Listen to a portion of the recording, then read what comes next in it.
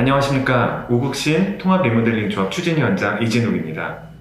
우리는 누구나 의식주에 대해서 고민하고 특히 요즘은 주거가 가장 고민입니다. 누구나 가장 효율적인 방법으로 더 나은 주거에서 거주하고 싶은 욕심이 있습니다. 좋은 집에 살기 위해서는 이사를 가거나 새 집을 짓는 방법이 있고 재건축, 리모델링 여러 가지 방법이 있습니다. 저희 추진위원회는 여러분들의 평범한 이웃이고 좋은 집에 살고 싶은 욕심이 있는 소유주들입니다. 저희들이 다른 소유주들보다 조금 더 생각해 봤을 때 좋은 집에서 살 수 있는 가장 효율적인 방법이 리모델링이었습니다. 그래서 이 방법을 소개시켜 드리고 싶습니다. 우선 말씀드리고 싶은 것은 저희 조합의 조합원이 된다고 해서 사업이 실패해도 어떠한 책임이 없으니 그런 걱정하지 마시고 오히려 조합원이 되셔서 적극적으로 의견을 개진해 주시기 바란다는 것입니다. 그러면 저희 사업 설명회를 시작하겠습니다.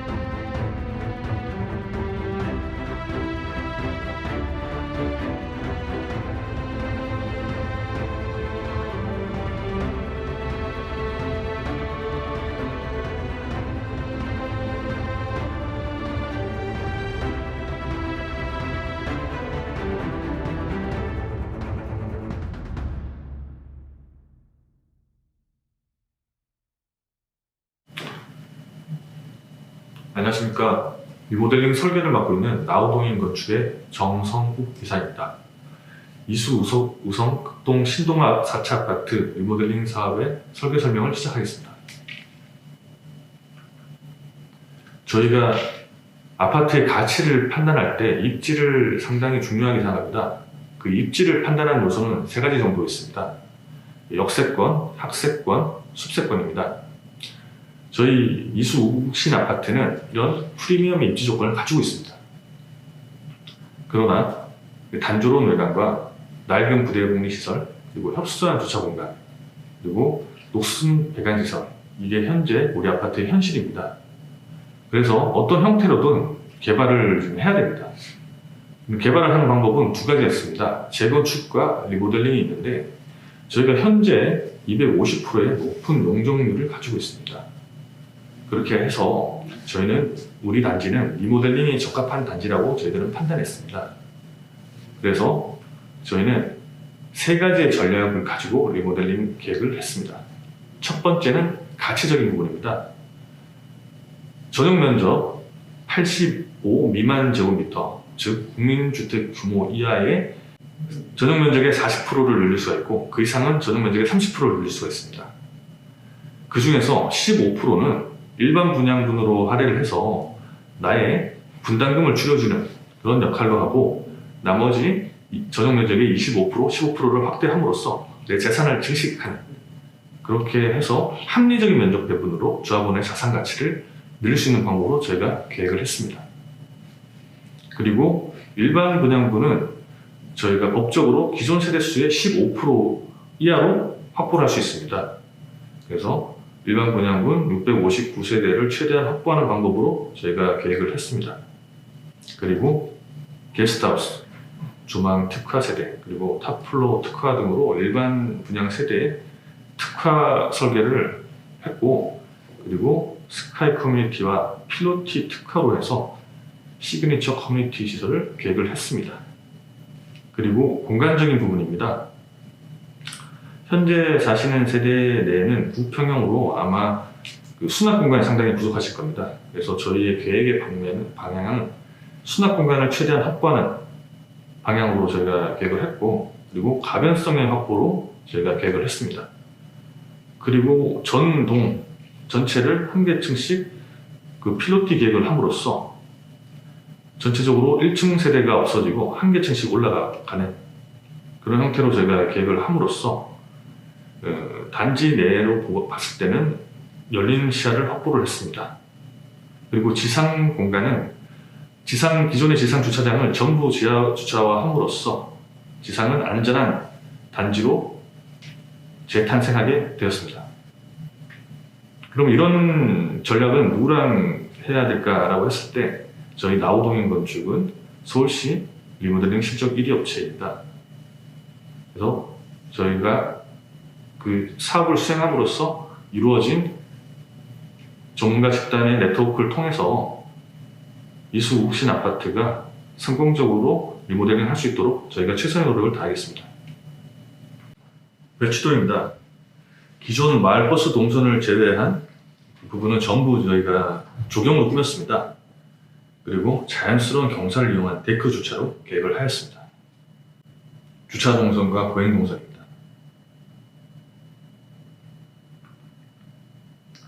주차계획입니다. 100% 지하 주차라고 계획을 했고요. 세대당 1.4대로 계획을 했습니다. 보통 저희가 일반적으로 재건축에서 1.3대 정도를 제한합니다. 근데 저희는 그 이상 되는 1.4대로 계획을 했고요. 바뀐 법에 의해서, 그러니까 기존에는 2.3m의 주차폭을 가지고 있는데 2.5m 이상의 주차폭으로 100% 계획을 했습니다.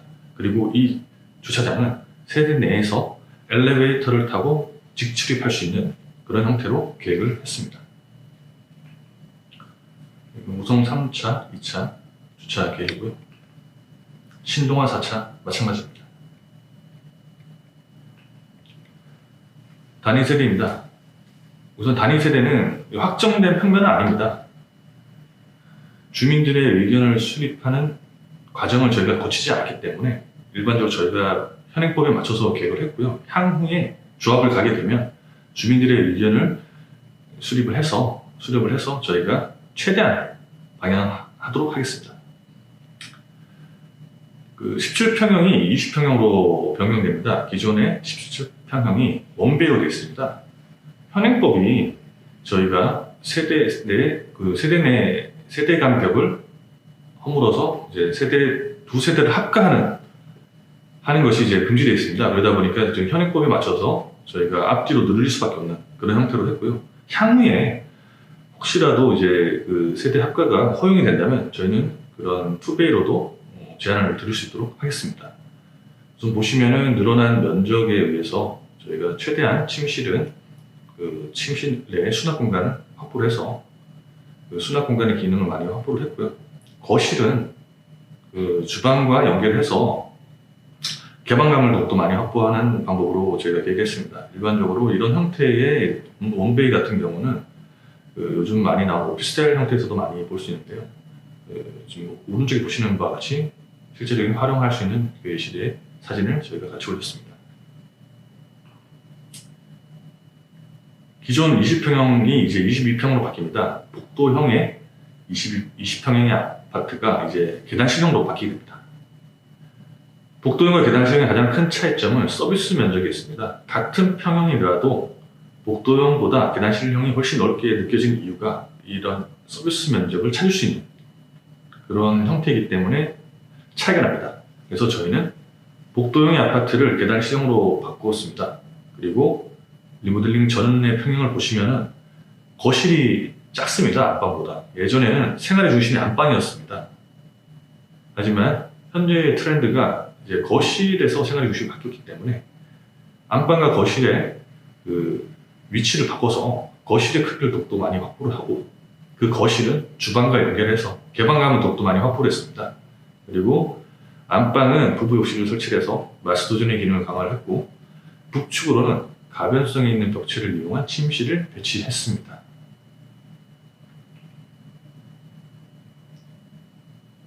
기존 22평형입니다. 마찬가지로 복도형의 평형이 계단실 평형으로 바뀝니다. 마찬가지입니다. 여기도 이제 거실이 안방보다 작았습니다. 그래서 위치를 교환하면서 거실을 더욱더 면적을 확보를 하면서 주방과 연결해서 개방감을 확보를 했습니다. 그리고 안방은 드레스룸과 부부욕실을 설치를 했고 북측으로는 침실을 배치했습니다. 이건 계단실형 30평형입니다. 30평형이 39평형으로 바뀝니다. 기존에 있는 계단실에 있는 공간을 조금 더 저희가 확보를 함으로써 확폭을 했습니다.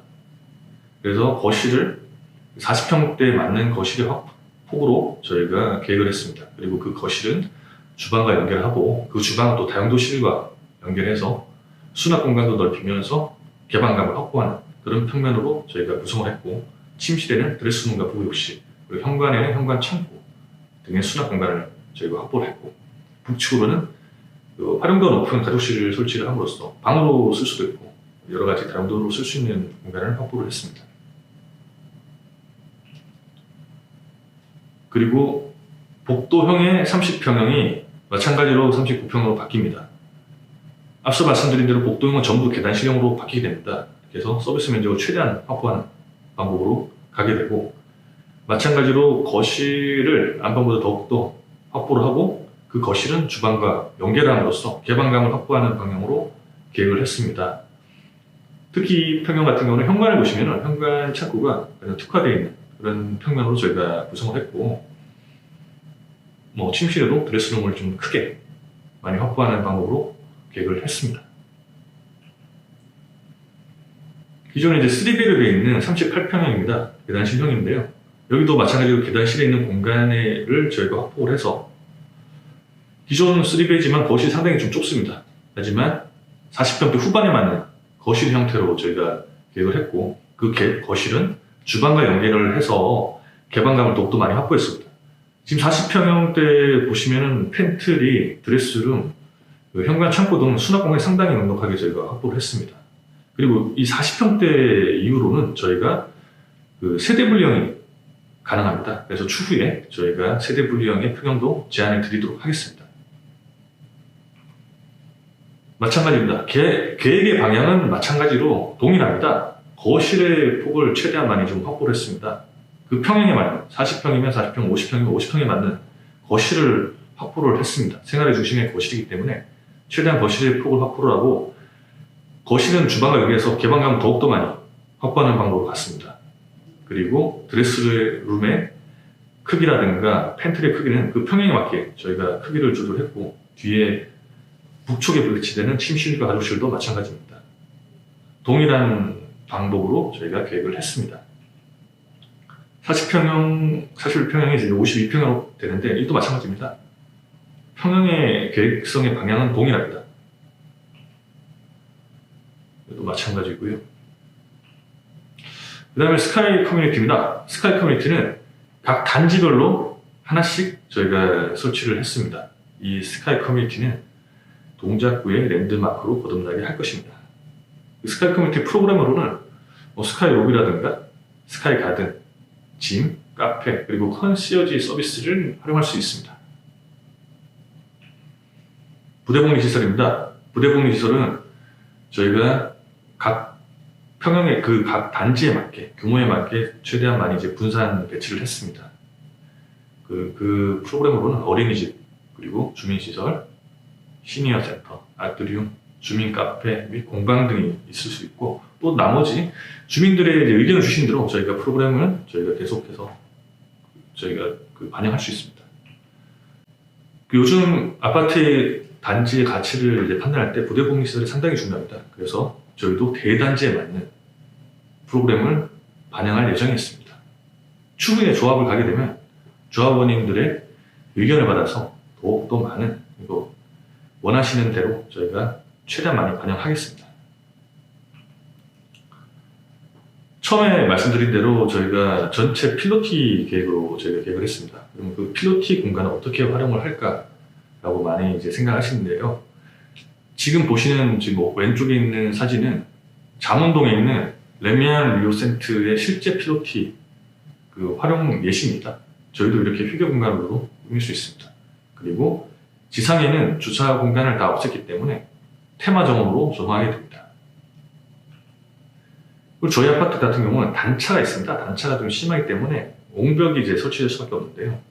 그 옹벽이 예전에처럼 이쁘지 않은 그런 옹벽으로 설치가 되어 있습니다. 그래서 저희는 리모델링을 함으로써 이 옹벽까지도 지금 현대에 맞는 그런 디자인으로 옹벽을 재탄생할 예정이 있습니다. 설비 계획입니다. 저희가 리모델링이다 보니까 구조는 크게 변경할 수 없습니다. 구조의 한계는 분명히 존재하지만 설비는 재건축과 동일한 그 이상 되는 설비 시스템을 저희가 도입할 수 있습니다. 보시는 바와 같이 IoT라든가 소음 방지 시스템, 그리고 미세먼지 차단 시스템 등을 설치할 수 있고 요즘에는 이제 음식물 쓰레기를 집안에서 버릴 수 있는 그런 시스템까지 저희가 반영할 예정이 있습니다. 이상 저희가 이제 설계 설명을 이제 마치도록 하겠습니다. 저희 나우도인 건축은 앞서 말씀드린 대로 서울시 리모델링 실적 1위 업체입니다. 그렇게 쌓은 노하우로 우리 이수 우신 아파트가 리모델링 사업이 성공할 수 있도록 저희가 최선의 노력을 다하겠습니다. 감사합니다. 안녕하십니까. 저는 세종 코퍼레이션 리모델링 사업부 본부장을 맡고 있는 안한규입니다. 오늘 이수읍신 아파트 사업성 분석을 한 것을 여러분들한테 설명을 드리고자 하는데요. 조금 내용이 지루하더라도 잘 좀 들어주시고 호응해 주셨으면 감사하겠습니다. 시작하도록 하겠습니다. 순서는요. 사업성 분석, 두 번째로는 성공적인 리모델링 사업의 조건, 세 번째로는 Q&A를 하도록 하겠습니다. 사업성 분석, 첫 번째 사업성 분석인데요. 사업성 분석은 조합설립 처리는 분담금의 계략적인 추정이고 이때의 분담금은 기초설계에 의한 분담금을 계략적으로 추정을 받을 뿐 향후 사업계획의 변경, 인허가 등에서 바뀌어집니다.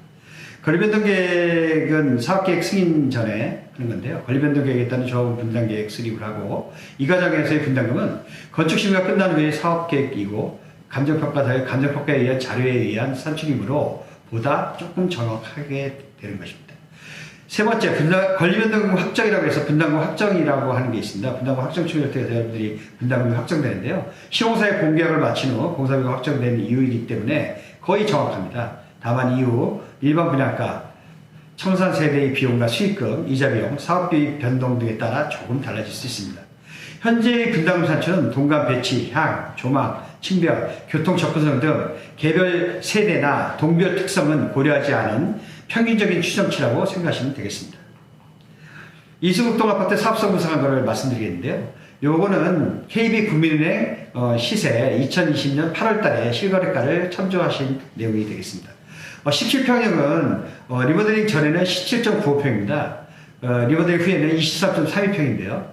증감이 5.37평입니다. 분담금은 1억 300 정도 되고요. 현재 실거래가가 6억 7천인데요. 요거는 15%를 증축한 겁니다. 15%를 증축했는데 여러분들 여기서 딱 사업성 분석을 하면 딱 이거 하나면 됩니다. 6억 7천 플러스 1억 300만 원 했을 때 여러분들께서 7억 7천 정도 되는 그 돈으로 24평형 아파트를 살 수 있느냐 없느냐, 주변에 신축 아파트 24평을 살 수 있으면 그거는 사업성이 안 나온다고 보시면 되는 거고요. 그 돈을 가지고 살 수 없으면 사업성이 나온다고 보시면 되겠습니다. 평형별 증축 면적은 사업 진행상의 의견서를 가져가 또는 인허가 과정에서 달라질 수 있습니다. 공사비는 평당 520만 원을 잡았고요. 사업비는 공사비의 15%를 예상했습니다. 일반 분양가는 레미안 로이파크 아파트 대비해서 85%로 추정을 하였음을 말씀드리겠습니다. 다음 우성 3단지 아파트 사업성 분석한 내용인데요. 다른 내용은 거의 대동소이합니다. 다만 여기도 마찬가지, 여기도 똑같이 레미안 로이파크 아파트 대비 85%로 추정했습니다. 그 다음에 이수 신동 아파트 사업성 분석한 건데요. 이 내용 또한 레미안 로이파크 아파트에 대비해서 85% 추정했기 때문에 앞의 내용들하고 거의 대동소이하다고 보시면 되겠습니다. 마지막으로요, 이수 우성 2단지 사업성 분석한 게 있는데요. 요거는 18평형 1억 700, 이것도 똑같은 내용으로 앞의 내용과 거의 대동소이하다고 보시면 되고요. 일반 분양가는 다만 틀리는 게 방배, 롯데, 캐슬, 아르테 대비해서 70%로 추정했다는 겁니다. 성공적인 리모델 사업의 조건이 이제 있는데요. 제일 중요한 건 첫째, 소유주분들의 관심이고요. 두 번째가 소유주분들의 참여입니다. 세 번째가 소유주분들의 단합이라고 생각이 듭니다. 가장 중요한 건 소유주분들의 단합된 추진이지. 이거에 따라서 여러분들의 분담금이 좌우된다고 보시면 됩니다. 성공적인 리모델링을 기원하고요. 마지막으로 두 가지의 질문이 아주 많이 있었습니다. 두 가지 질문이 있는데요. 이거에 대해서 설명을 드리도록 하겠습니다. 리모델링일 때는 법적 기준이 기존 전용 면적이 30에서 40% 증가가 기준입니다. 그러면 리모델링 할 때는 용적률을 어떻게 확인하느냐? 현재 기존 용적률이 252.53%입니다. 우식 아파트는. 플러스 99.51%를 했을 때 리모델링을 했을 때는 도합 352%라는 용적률을 가지고 가게 되는 것이고요. 재건축을 하게 되면 밑에 내용이 쭉 나와 있습니다. 요거는 당연히 그 규제에 따른 내용인데요. 이렇게 했을 때 여러분들이 가지고 가는 용적률은 재건축일 때 247%입니다. 그러면 리모델링은 352%고요. 재건축할 때는 247%예요. 여러분들 어느 걸 선택하실 거예요? 당연히 리모델링을 선택하셔야 되는 겁니다. 이거는 왜 그러냐면요. 거의 100% 이상 용적률 차이가 나잖아요. 용적률이 차이가 난다는 거는 거기에 따른 분담금이 여러분들이 적다는 걸 말씀드리는 겁니다. 만약에 재건축을 할 경우에는 리모델링 할 경우에 1억을 부담을 한다면 여러분들은 재건축을 한다면 약 4억 가까이 돈을 부담을 하셔야 되는 이런 사안입니다. 그렇다고 해서 여러분들의 집이 커지느냐? 그것도 아닙니다. 여러분들 평형도 줄여야 되는 이런 상황으로 가게 되는 것입니다. 그 다음에 단지 구매에 따른 왜 통합단지로 추진하나 이런 이제 내용이 있는데요. 왜 그러냐면 단지 구매에 따른 공사비가 일단 틀려요. 여러분들 500세대 공사비와 1000세대 공사비 또 4000세대 공사비 차이가 많이 납니다. 그 다음에 또한 주민 커뮤니티 시설, 주민 공동시설이라고 하는데요. 이 시설 또한 다양하게 갖춰지는데 세대수가 크면 다양하게 갖춰져요. 하지만 세대수가 작으면 그런 부분들이 생략이 많이 되죠. 무엇보다도 중요한 건 여러분들이 아파트가 완공됐을 때 그 다음에 내지는 저렴한 관리비입니다. 관리비 등이 저렴해야지 여러분들의 부가가치, 집값에 대한 부가가치가 커지는 겁니다. 실제로 이제 제가 말씀을 드리면요. 여러분 대단지 아파트를 선호하는 이유가 있어요. 왜 선호할까요? 관리비가 적게 들기 때문에 그렇습니다. 관리비가 적게 들린다는 것은 그만큼 내가 부담해야 될 돈이 적기 때문에 그만큼 아파트 가격이 상승하는 거예요. 그렇기 때문에 자산 가치가 상승한다고 보시면 되겠습니다. 이상으로 이수극신 사업성 분석을 마치겠습니다. 감사합니다. 이것으로 우극신 통합 리모델링 조합 추진위원회의 사업 설명회를 마치겠습니다. 성공적인 사업이 될 수 있도록 저희 조합의 조합원이 되어주시기 바랍니다.